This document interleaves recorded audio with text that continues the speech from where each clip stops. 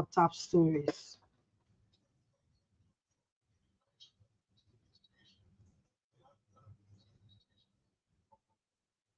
President Joseph Boyka praises Liberia Broadcasting System for beginning the expansion of television across Liberia. Unity Party warns government officials against using government access at its December 6th fundraising rally. 29-year-old motorcyclist Iman Barkley charged for murder after hitting the head of his friend with a plank. And away from Liberia, Guinea-Bissau's Electoral Commission says it is unable to complete the November 23 presidential election process. These stories and much more, including sports, the weather report, the news in Liberian English, but first, Hassan Kew and the news bulletin. Many thanks. President Joseph Boakai has praised the management of the Liberia broadcasting system for the expansion of television to the rest of the country. President Boakai said the effort by the LBS management is key to building an inclusive and informed nation. President Boakai urged the management to continue such efforts to other parts of the country. For the past month, LBS management team headed by Director General Eugene Lamir Fangong has extended the television coverage to Grand Bassa, Grand Jida, Bomi, Grand Kipon, and Nima counties. These projects, according to DJ Fangong, are part of President Boakai's broader vision of taking government to the people. The Unity Party has warned appointed officials against the use of government's assets or resources for its December 6, 2025 fundraising rally to purchase its headquarters. In a statement issued Tuesday, the party, through its national leadership, said that no official government and vehicles, assets, or resources will be used for the upcoming program and future political activities. According to the Unity Party, the latest directive is in full compliance with the Code of Conduct for Public Officials, specifically Part 4, which prohibits the use of government resources for partisan political activities. As a ruling establishment, the Unity Party urges that it bears the primary responsibility to set the standard for good governance, transparency, and the rule of law.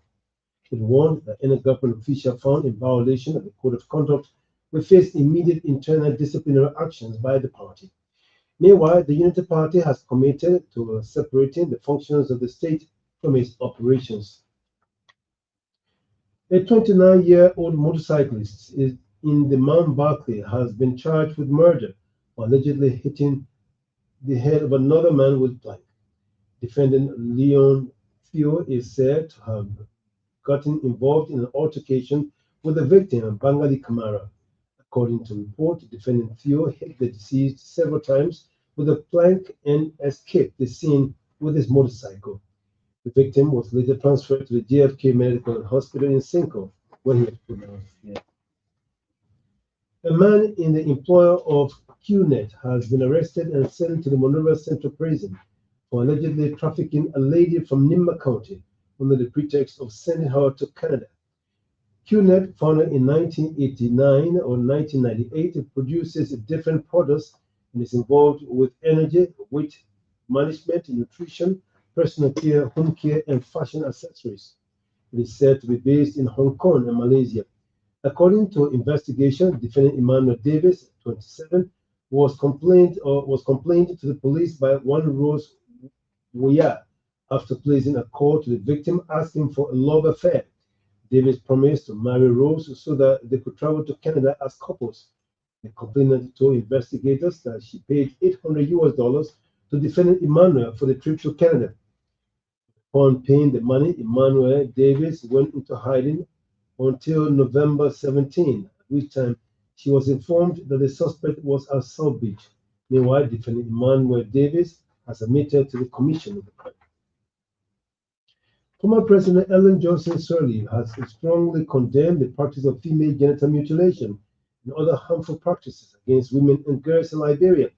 The former Liberian leader said for too long, women and girls have been oppressed in the tone of traditional practices, something she believes poses a serious threat to women's livelihood. Speaking on the program Changing Minds, Changing Attitude on Tuesday, Madam Sirleaf also frowned at the act of numerous rape cases in the country, especially against minors. Female genital mutilation to ensure that this is struck. I know we did a lot of work with the traditional societies all over the country, and I believe that they too have seen how wrong it was for them to be able to interfere with the normal life of a child, a woman. The former president said though her government worked vigorously against the act, it still remains a threat. Former President Ellen Johnson Sirleaf wants the courts to thoroughly investigate rape cases and ensure perpetrators face the full weight of the law. Deputy Information Minister Daniel Sanders says the fight against corruption and asset declaration are one of the key achievements by the government. Mr. Sanders said a report from the Liberia Anti-Corruption Commission (LACC) shows that over 80% of government officials have declared their assets. According to him, 55% of the assets declared have already been verified by the LACC covering 2018 to 2024. The Deputy Information Minister said there are 44 cases currently before on the LACC, with 20 of those cases have been completed. The Liberia Special Economic Zones Authority has concluded a high-level strategic study tour in Mauritius to assess that country's high-performing special economic zone. According to a release, the delegation headed by the Acting Director for Administration, Hati Honda, held engagements with government ministries and private sector institutions to gain insights on their workings. The week-long mission examined special economic zones governance systems, investment frameworks, and logistical operations.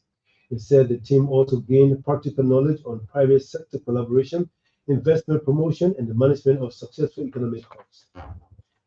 ECOWAS Women's Civil Society Movement Chairperson Oretha Dennis is calling on the Civil Law Court to give Omo Soliv, Hajj, and children the legal rights to their properties.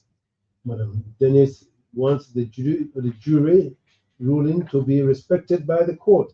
Addressing a news conference Tuesday in Painesville, the ECOWAS Women's Civil Society Management Chairperson urged that fraud has been already identified by the jurors.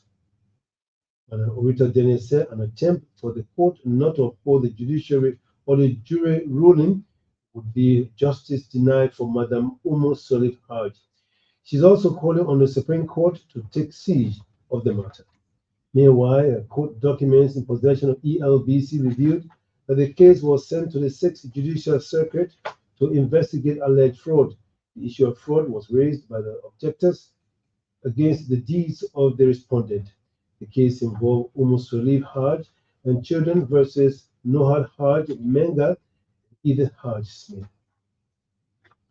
The National Fishery and Aquaculture Authority says it needs $26 million to construct Liberia's first fisheries port. NAFA Acting Director Cyrus Segbie said the port, when constructed, will significantly boost national revenue and improve the country's economic outlook. Mr. Segbie said due to major infrastructural gaps, most fishing vessels currently offload their catch in foreign waters, causing Liberia to lose millions in potential earnings. Speaking in plenary Tuesday, NAFA boss highlighted the vast economic potential of the fisheries industry and its critical role in driving national growth. Mr. Cyrus Segbie assured that NAFA is actively engaging international partners to ensure the port becomes a reality to help tackle unemployment and strengthen the sector. Tapping constructors of Firestone Liberia have signed a collective bargaining agreement with the company management after years of engagement. The signing ceremony, which took place on Tuesday, serves as the working tool for mutual coexistence between both parties for the next 3 years. According to a reporter, the agreement will address workers' and dependents' welfare. Speaking briefly at the signing ceremony, Joseph Kahina, chairman of the Firestone Tapping Contractors, thanked the government and the company management for making the agreement a reality. Mr. Kahia promised to ensure that every detailed negotiation is implemented as a way of abiding by the Decent Work Act of 2015. For his part, Salia Blama, president of the National Timberwood and Allies Workers Union, called on all parties to respect the agreement in order to uphold labor harmony. Meanwhile, Deputy Labour Minister for Trade Union Affairs, Rufus Seeley, described the bargaining agreement as a dream come true. Mr. Sealy called on both parties to abide by what they have affixed their signatures to and consider dialogue as the way forward. As part of the agreement, the National Timberwood and Allied Workers Union of Liberia will serve as the bargaining agent for ordinary tappers or contracted divisions of Firestone Liberia. A series of higher-level discussions is ongoing in Dakar, Senegal, placing West Africa youth at the center of regional transformation. The engagement is also focusing on critical issues of development, regional integration, youth employability, and active participation. The event forms a core intellectual component of the week-long EcoFest Festival, which celebrates the rich cultural heritage of West Africa. The discussions also tackled practical pathways for progress, emphasizing how cultural cohesion can directly fuel economic and social advancement. The opening ceremony was attended by Senegal's Minister of Culture, Amadou Ba, ECOWAS Commissioner for Human Development and Social Affairs, Fatou Sow Sarr, and Liberia's Deputy Minister for Culture and Tourism, Kadiatou Kotel Bohiri, among others. The Liberian National Police has received a donation of 18 computer tablets from the International Development Law Organization with support from the United States government. The LNP release said the computer tablets will enhance digital reporting and improve the management of trafficking in persons cases nationwide. The IDLO country manager, Chinyalunga Oko, praised the ongoing partnership with the LNP and the U.S. Bureau of International Narcotics and Law Enforcement Affairs. Mr. Oko said the partnership continues to strengthen investigations, raise awareness on TIP, and improve the quality of trafficking data. Meanwhile, the U.S. Chargé d'Affaires Joseph Zadroni commended the IDLO leadership and reaffirmed America's support for the rule of law institutions in Liberia. The shape of the bulletin, back to you, Fabi. Many thanks to Hassan Kiawu for the news bulletin. He returns a little later with the weather report and foreign news. One of the top stories, Unity Party warns government officials against using government access at its December 6th fundraising rally. The eighth cabinet meeting for the year 2025 has ended in Tottenham, Bomi County, with key national issues highlighted. Amongst those issues highlighted during the meeting were progress government made to improve the economy, job creation, and the fight against illicit drugs. ELBC Executive Mansion reporter Vasta Talu, who is currently in Tottenham, explained in details the significance of the cabinet meeting. So the cabinet meeting, like